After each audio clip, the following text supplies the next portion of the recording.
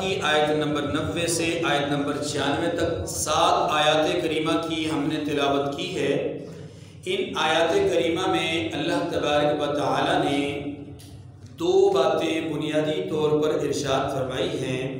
پہلی بات یہ ارشاد فرمائی کہ یہود نے جو کفر اختیار کیا ہے وہ بہت ہی برا عمل ہے، یعنی ان کا کفر اختیار کرنا برا عمل ہے، انہیں ایسا نہیں کرنا چاہیے تھا۔ وجہ اس کی یہ ہے کہ ان کے پاس موسیٰ علیہ السلام آئے، ان کے بعد پیدر پہ نبی آتے رہے، یہاں تک کہ عیسیٰ علیہ السلام بھی شرف نبوت کے ساتھ، آیات بینات کے ساتھ، واضح دلائل اور معجزات کے ساتھ تشریف لائے۔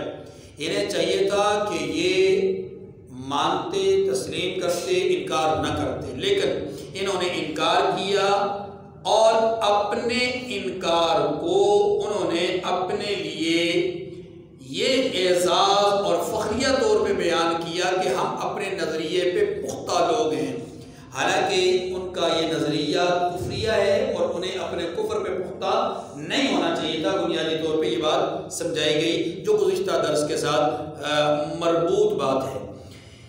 دوسری بات یہ سمجھائی گئی کہ ان کا یہ کہنا تھا کہ ہم تورات پر ایمان لانے والے لوگ ہیں، اس لیے ہم محمد صلی اللہ علیہ وسلم پر اور آپ پر نازل ہونے والی کتاب پر ایمان نہیں لائیں گے، ہمارا ایمان تورات پر ہے۔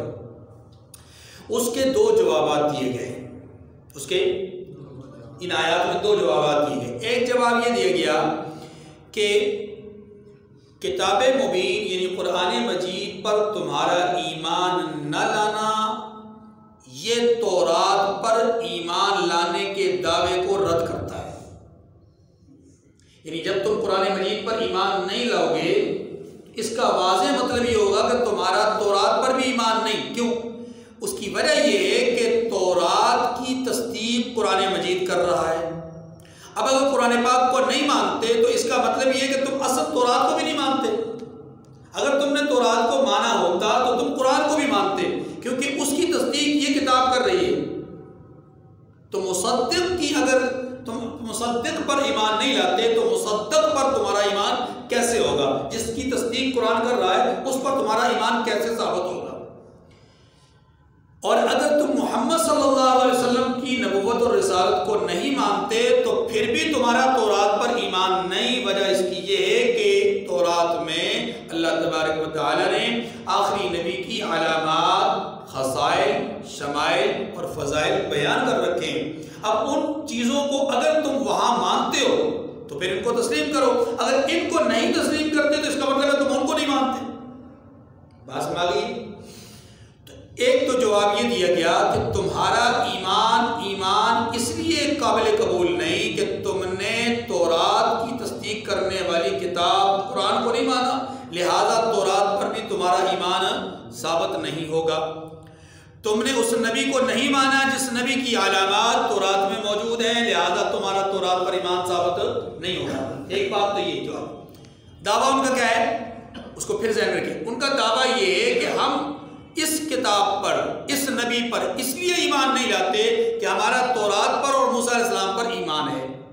تو جواب ایک یہ دیا گیا کہ تمہارا تورات پر ایمان نہیں، اگر ایمان ہوتا تو تورات کی تصدیق کرنے والی کتاب پر ایمان رکھتے۔ تمہارا اگر تورات پر ایمان اور یقین ہوتا تو اس تورات میں موجود علامات، خصائل، شمائل، فضائل جس ذات کے بیان ہوئے اس ذات پر ایمان لاتے۔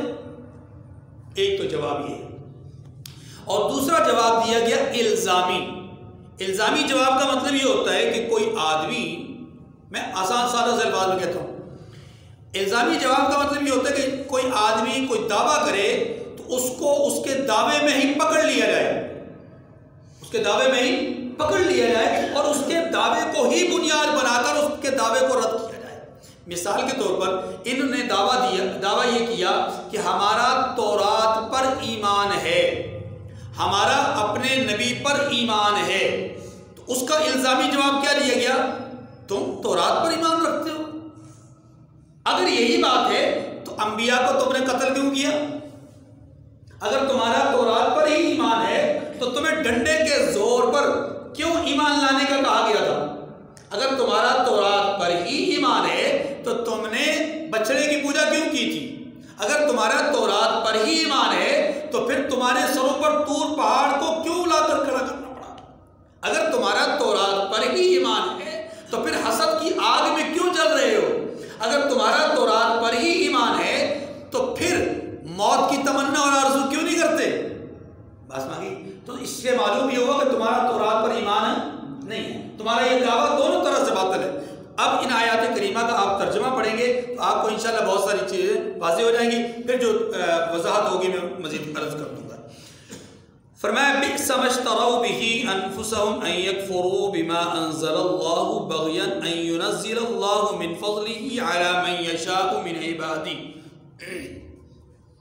جس چیز کے بدلے انہوں نے اپنے تئیں بیچ ڈالا، یعنی خود کو بیچ ڈالا، جس چیز کے بدلے انہوں نے خود کو، وہ بہت بری ہے، یعنی اس جلن سے کہ خدا اپنے بندوں میں سے جس پر چاہتا ہے اپنی مہربانی سے نازل فرماتا ہے، اللہ کی نازل کی ہوئی کتاب سے کفر کرنے لگے۔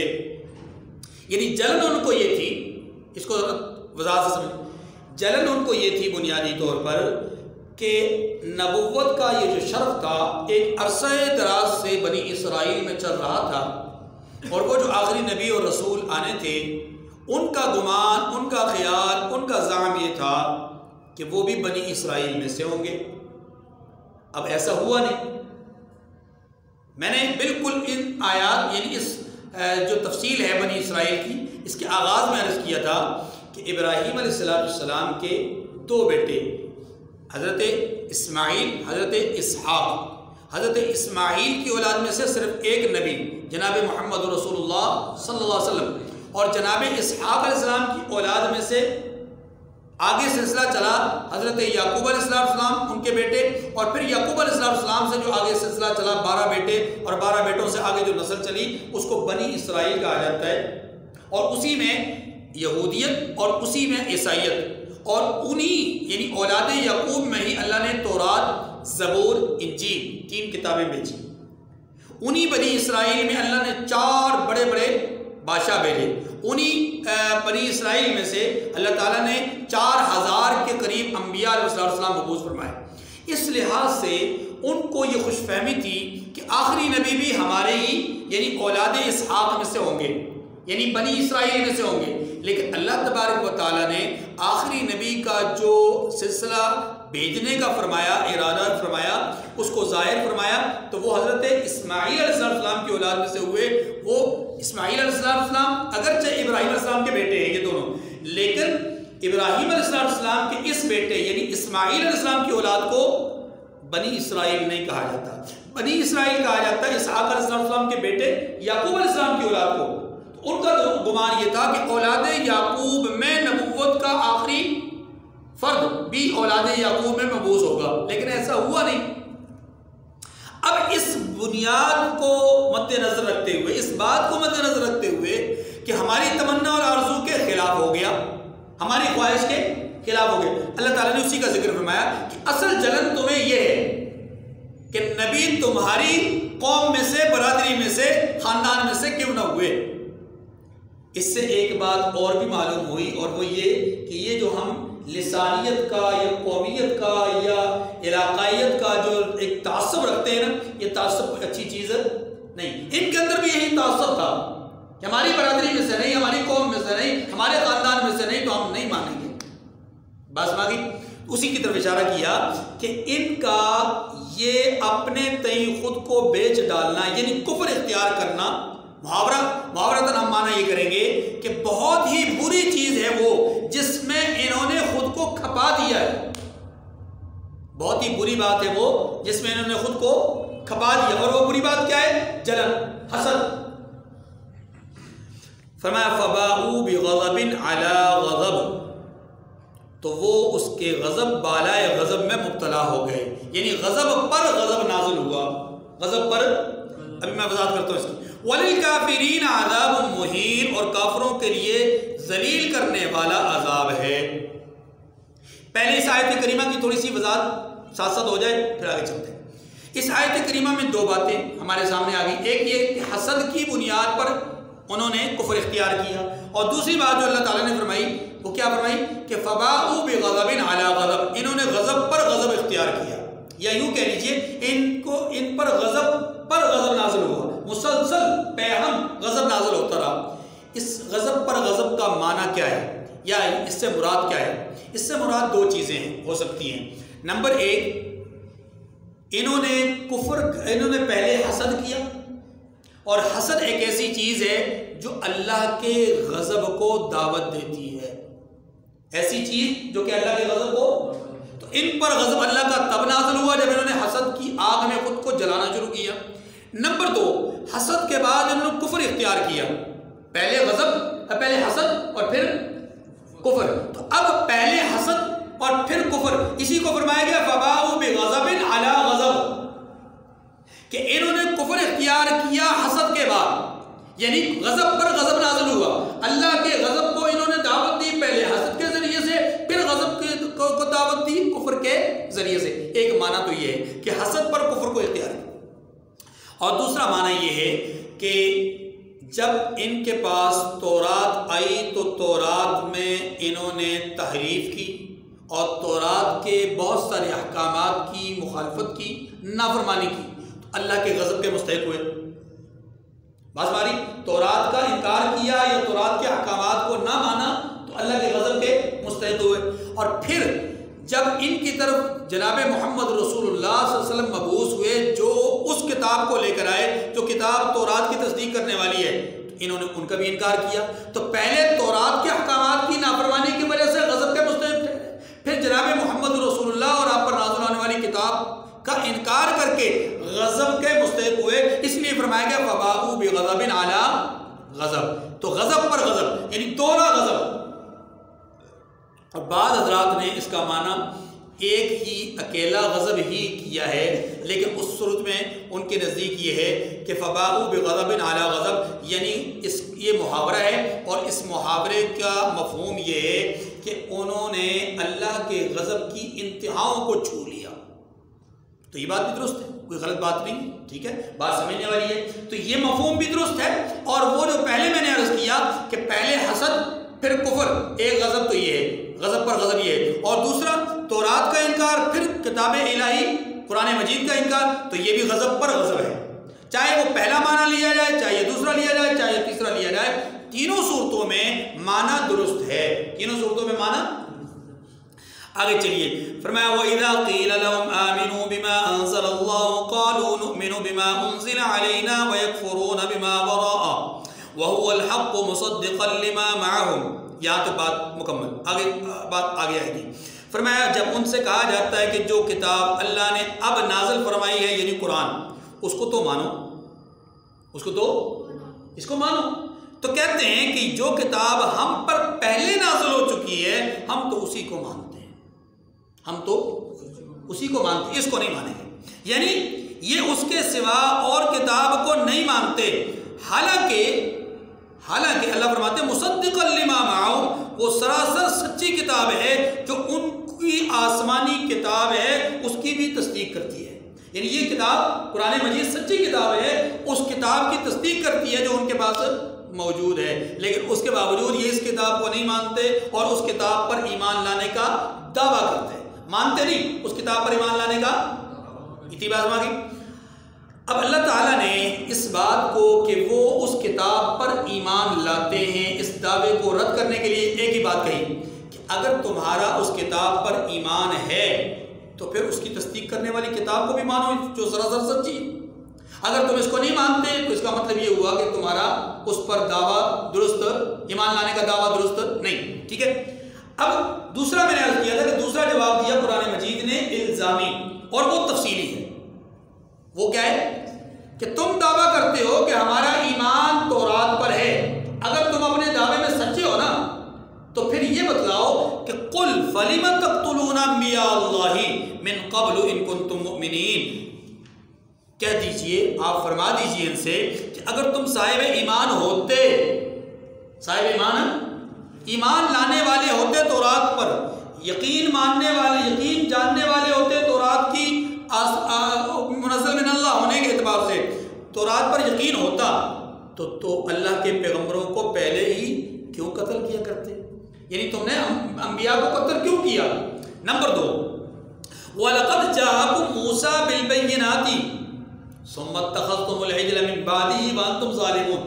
میں اس لیے آیات کے ضمن میں بات اس لیے عرض کر رہا ہوں کہ یہ تقریباً ساری باتیں پہلے گزر چکی ہیں، صرف ان کو یکجا جمع کر کے ان کے دعوے کو رد کیا گیا ہے۔ فرمایا کہ اگر تم ایمان لانے والے ہوتے تورات کے تو نمبر 1 انبیاء کو قتل تم کیوں کر رہے تھے، یا انبیاء کو تم نے قتل کیوں کیا؟ نمبر 2، جب موسیٰ علیہ السلام تمہارے پاس کھلے ہوئے معجزات لے کر آئے تو تم ان کے طور پہاڑ پر جانے کے بعد بچڑے کو معبود بنا بیٹھے تو کیوں؟ یعنی تم نے بچڑے کو معبود کیوں بنایا؟ وَأَنْتُمْ ظَالِمُونَ، تم اپنے ہی حق میں ظلم کرتے تھے، ٹھیک ہے۔ نمبر 3، وَإِذْ أَخَذْنَا مِيثَاقَكُمْ وَرَفَعْنَا فَوْقَكُمُ الطُّورَ، اور جب ہم نے تم سے پختہ عہد لیا، ہاں جی پختہ عہد لیا کس بات کا؟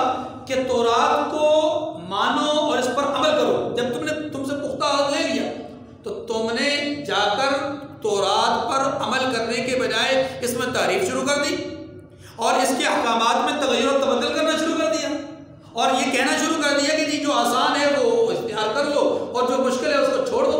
تو تم نے خود سے ہی تعریف شروع کر دی، اپنی طرف سے بات کر کے اللہ کی طرف منسوخ کرنا شروع کر دی۔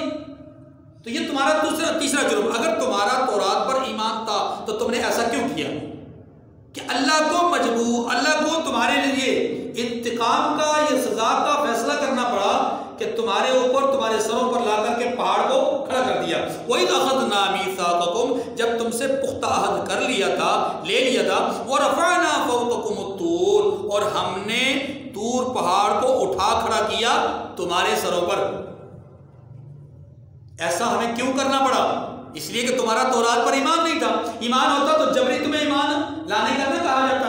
خُذُوا مَا آتَيْنَاكُمْ بِقُوَّةٍ وَاسْمَعُوا، پھر کمال یہ ہے، اللہ فرماتے ہیں کہ ایک تو اٹھانا پڑا طور پہاڑ کو، اگر تم ایماندار ہوتے تو طور پہاڑ کو تمہارے سروں پر نہ کھڑا کرنا پڑتا، لیکن وہ بھی کھڑا کر دیا۔ اچھا، اس کے کھڑا کرنے کے بعد پھر جب تم سے کہا گیا کہ خُذُوا مَا آتَيْنَاكُمْ بِقُوَّةٍ وَاسْمَعُوا، کہ جو کتاب ہم نے تم کو دی ہے اس کو زور سے مضبوطی سے پکڑو اور جو کچھ تمہیں حکم ہوتا ہے اس کو سنو، مطلب عمل کرو۔ مطلب یہ جب تم سے یہ عہد لے لیا، طور پہاڑ کو سر پہ لا کر کے تم سے عہد لے لیا، تمہاری نافرمانیوں کی وجہ سے طور پہاڑ کو سروں پہ لایا، ڈرانے کے لیے مانتے ہو تو ٹھیک، نہیں تو نیچے تمہیں دبا دیں، بسیج دیں۔ لیکن تم نے جب اس وقت جب سر پہ آسمان اپنے سروں پہ طور پہاڑ کو دیکھا تو تم ماننے کے لیے تیار ہو گئے۔ جب تم ماننے کے لیے تیار ہوئے تو ہم نے کہا کہ مضبوطی سے پکڑنا، یعنی اس پر عمل کرنا، اس پر تو تم نے اپنی زبانوں سے کہا کہ جی سمعنا، ہم نے سن لیا، یعنی ہم عمل کریں گے۔ لیکن تمہارے حالات بتلا رہے تھے کہ عصینا، کہ تم یہ کہہ رہے تھے کہ ہم مانیں گے نہیں، ہم نافرمان ہی رہیں گے، اور تم نے ایسا کر کے دکھایا۔ اس وقت تو تم نے زبان سے اقرار کر لیا لیکن بعد میں تم نے عمل نہیں کیا۔ تو یہ چوتھی نافرمانی ہے، یہ چوتھی۔ اب میں اس لیے اس کو بار بار عرض کر رہا ہوں کہ آپ کو یہ بات سمجھ میں آئے۔ دیکھیں، انبیاء کو قتل کرنا ایک نافرمانی، بچڑے کی پوجا کرنا دوسری نافرمانی، تیسری نافرمانی یہ کہ تمہیں اللہ نے تورات کے حوالے سے 70 لوگوں کو کہا کہ جاؤ جا کر کہو کہ ہم نے اللہ کا کلام سنا، اور لوگوں کو جا کر بتلاؤ کہ اللہ کہتے ہیں کہ اس پر عمل کرو۔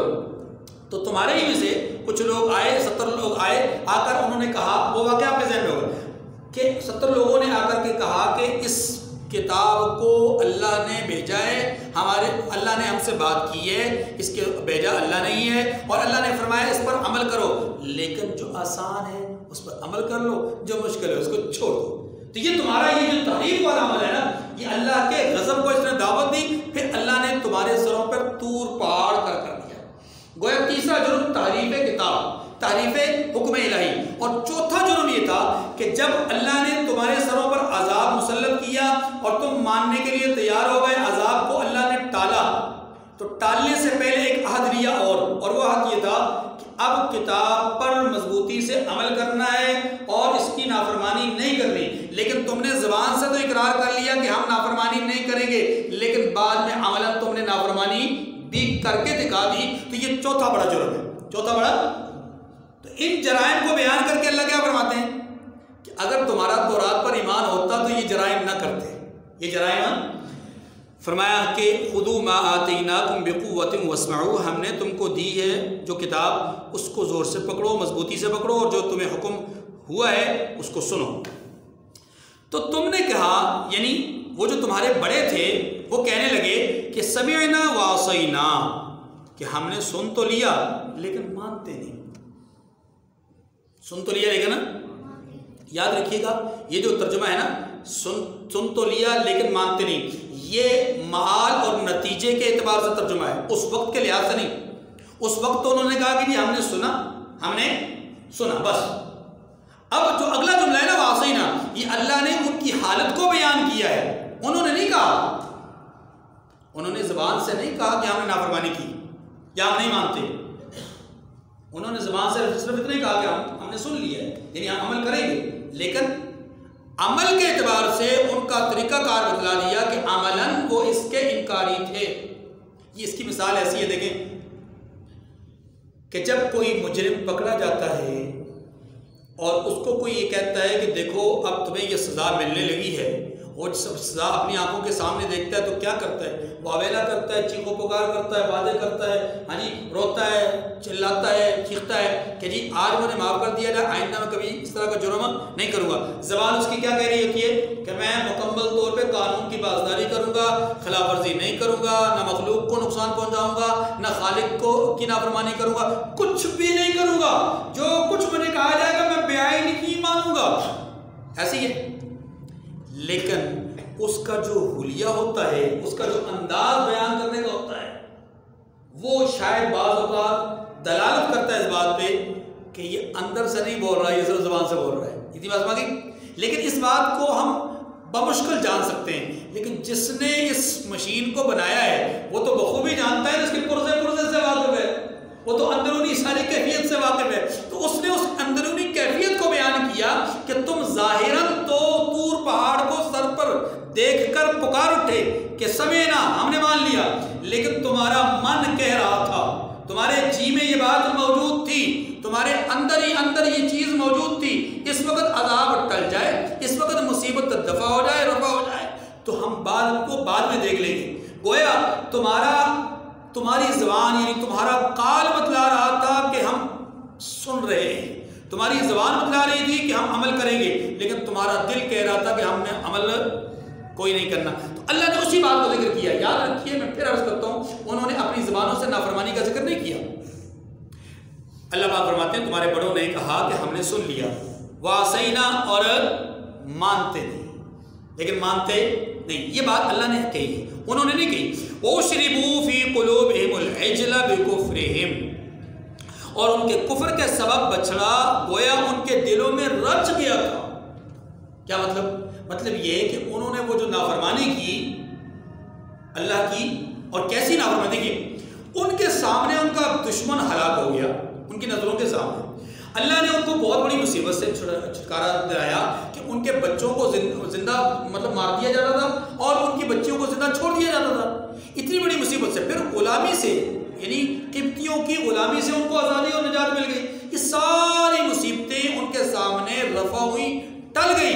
اب ان مصیبتوں کے ٹلنے کے باوجود اب انہیں چاہیے تھا کہ یہ اللہ کی اطاعت کرتے، فرمانبرداری کرتے، لیکن جو ہی موسیٰ علیہ السلام طور پہاڑ کی طرف گئے، یہ پیچھے بچڑے کی پوجا میں جت گئے اور بچڑے کی پوجا میں لگ گئے. یہ ان کا اس طرح کا عمل کرنا، اس طرح کا طرز اختیار کرنا انتہائی درجے کی نافرمانی ہے. اسی انتہائی نافرمانی کو کہا گیا وَأُشْرِبُوا فِي قُلُوبِهِمُ الْعِجْلَ، ان کے دلوں میں گویا بچڑا رچ بس گیا تھا، بچڑا، اسی لیے انہوں نے بچڑے کی پوجا کی. فرمایا کہ وَأُشْرِبُوا فِي قُلُوبِهِمُ الْعِجْلَ بِكُفْرِهِمْ، کہ ان کے کفر کے سبب بچڑا گویا ان کے دلوں میں رچ گیا تھا. قُلْ بِئْسَ مَا يَأْمُرُكُمْ إِن كُنتُم بِهِ إِيمَانُكُمْ إِن كُنتُم مُؤْمِنِينَ. یہاں اللہ تبارک و تعالیٰ ان کو ایک غیرت دلا رہے ہیں، ایک حیا، ایک جسے کہتے ہیں شرم حیا دلا رہے ہیں کہ تم کہتے ہو کہ ہمارا تورات پر ایمان ہے، حالانکہ تمہارے کرتوت یہ ہیں، تمہارے کرتوت، اس کا مطلب یہ ہے کہ تمہارا ایمان تمہیں ان کرتوتوں کی دعوت دیتا ہے. جیسے کسی کو آپ بعض اوقات کہتے ہوئے سنتے ہیں نا کہ یار تم نمازی ہو، کیا تمہاری نمازیں تمہیں یہ سکھاتی ہیں؟ کہتے ہیں نا تمہاری نمازیں تمہیں یہ سکھاتی ہیں کہ بڑوں کی بے ادبی کرو، تم چھوٹوں کے ساتھ ظلم کرو، ہاں جی تم لوگوں کے حقوق کو چھینو، تم چوری کرو، غیبت کرو، چغل خوری کرو، ہاں جی کیا تمہاری نمازیں تمہیں یہ سکھاتی ہیں؟ تمہارا دین تمہیں یہ بتاتا ہے؟ تمہارا مذہب تمہیں یہ بتاتا ہے؟ تمہیں تمہارے علم نے یہ سکھایا ہے؟ یہ جو بات کرنے کا مقصد ہوتا ہے، اس کا مقصد قطعاً وہ نماز پر تنقید نہیں ہوتا، اس کا مقصد قطعاً اس کے علم پر تنقید نہیں ہے، اس کا مقصد کیا ہوتا ہے؟ غیرت دلانا، حمیت دلانا، یار اتنا اچھا کام کرنے کا تمہارا دعویٰ یا اتنا اچھا کام کرنے کا تمہارا طرز، اور اس کے بعد اس طرح کی بری حرکتیں، تو پھر اس کا مطلب یہ ہے کہ یہ بری حرکتیں بتلاتی ہیں کہ تمہارے اس اچھے عمل میں کوئی نہ کوئی گڑبڑ ہے، کوئی نہ کوئی ہے نا، یہ محاورہ کہا جاتا ہے۔ اب اللہ تعالیٰ نے ان کو یہ کہا کہ تم جو دعویٰ کرتے ہو کہ ہمارا ایمان ہے تورات پر، اور حرکتیں تمہاری ایسی کہ نبیوں کو قتل کر رہے ہو، بچڑے کی پوجا کر رہے ہو، قرآن کتاب میں تعریف کر رہے ہو، اللہ کے حکموں کو پامال کر رہے ہو، تو کیا تمہارا ایمان تمہیں دعوت دیتا ہے کہ انبیاء کو قتل کرو؟ تمہارے ایمان نے تمہیں سکھایا کہ تم بچڑے کی پوجا کرو؟ تمہارے اس ایمان نے تمہیں بتلایا کہ کتاب کے اندر تعریف کرو؟ اگر ایسی بات ہے تو پھر تمہارا ایمان تمہیں بہت ہی بری چیزوں کی دعوت دے رہا ہے۔ اس کا مطلب یہ ہے ایمان تو کبھی بری چیزوں کی دعوت نہیں دیتا، تو نتیجہ کیا نکلا کہ تمہارا ایمان ہی نہیں ہے، تمہارا ایمان ہی قُلْ بِئْسَ مَا يَأْمُرُكُمْ بِهِ إِيمَانُكُمْ إِن كُنتُم مُؤْمِنِينَ، کہہ دیجئے کہ اگر تم مومن ہو تو تمہارا ایمان تم کو بری بات بتاتا ہے، یعنی کیا تمہارا ایمان تمہیں بری بات بتاتا ہے؟ ہرگز ایسا نہیں، اس کا مطلب یہ کہ تم مومن ہی۔ قُلْ إِن كَانَتْ لَكُمُ الدَّارُ الْآخِرَةُ عِندَ اللَّهِ خَالِصَةً مِّن دُونِ النَّاسِ فَتَمَنَّوُا الْمَوْتَ إِن كُنتُم صَادِقِينَ۔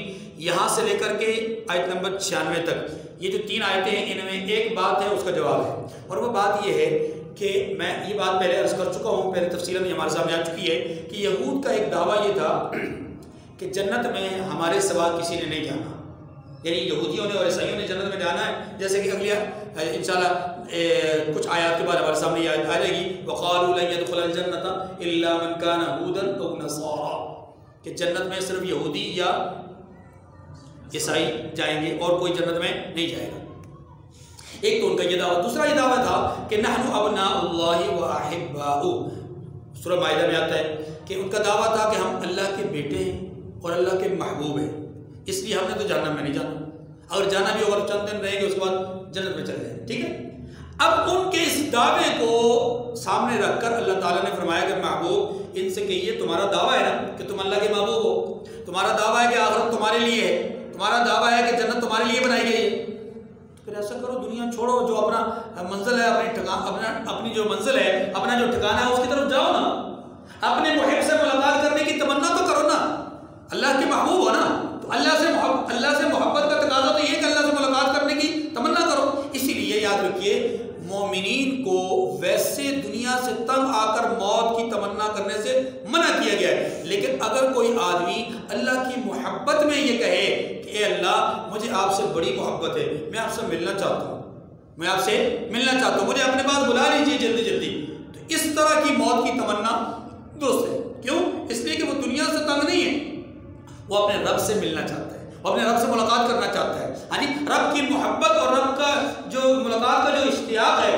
وہ اس کو موت کی تمنا کی طرف لے کے جا رہا ہے، اور یہ کوئی بری بات نہیں ہے۔ بری بات تب ہے کہ جب دنیا کی تکلیفوں سے، آزمائشوں سے تنگ آ کر کے وہ کہے اے اللہ اس دنیا سے مجھے اٹھا لے، میں بہت تنگ آ گیا ہوں، بہت پریشان ہوں، تو فرمایا کہ اس طرح کی موت کی تمنا ممنوع ہے۔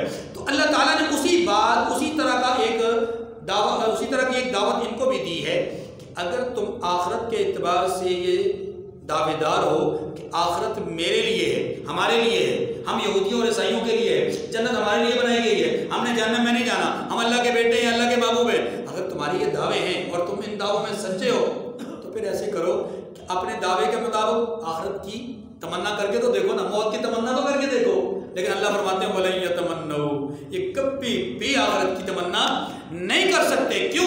اس لیے کہ یہ دنیا کے حریص ہیں، دنیا کے، اور جو آدمی دنیا کا حریص ہے رب محمد کی قسم وہ آخرت کے اعتبار سے یہ دعویٰ کرے کہ میرا آخرت میں میرا گھر اچھا، آخرت میں میرے اللہ سے ملاقات کا مجھے شوق، تو اس کا یہ دعویٰ باطل ہے، رد ہے، اس لیے کہ حضرت سعد بن ابی وقاص رضی اللہ تعالیٰ عنہ ایک قافلے اور ایک جماعت کے ساتھ ایک میدان کی طرف گئے اور وہاں پر کفر سے اور اپنے فریق مخالف سے جو ہے وہ بآواز بلند جب وہ خطاب فرماتے ہیں تو کہتے ہیں کہ دیکھو میرے ساتھ ایسے شیر ہیں، میرے ساتھ ایسے شیر ہیں، ایسے بہادر ہیں، ایسے نوجوان ہیں کہ جنہیں اپنی موت کو دنیا کی اس زندگی پر ترجیح دینے کا جذبہ جن کے دلوں کے اندر موجود ہے، یعنی جن کے دلوں میں اللہ کی ملاقات کا شوق دنیا میں رہنے سے کہیں زیادہ موجود ہے، انہیں موت کی کوئی پرواہ نہیں ہے۔ یعنی یہ ایک بات بتلائی دشمن کو ڈرانے کے لیے، دھمکانے کے لیے کہ اصل تو ہمارے دل میں آخرت ہے، اس لیے ہمیں دنیا میں رہنے کا کوئی سوال اور کوئی مزہ نہیں ہے، ہمارے لیے رہنا نہ رہنا برابر ہے، تم اپنی فکر کرو۔ اور اسی بات کو صحابی رسول احد پہاڑ کے دامن میں کھڑے ہو کر کے میدان جنگ میں جب لڑ رہے تھے تو کہنے لگے کہ مجھے احد پہاڑ کے اس طرف سے جنت کی خوشبو آ رہی ہے، اور یہ بات کہتے ہی اپنے منہ میں کھجور آدھی کھائی آدھی پھینک دی اور میدان میں نکل پڑے کہ مجھے تو جنت کی خوشبو آ رہی ہے۔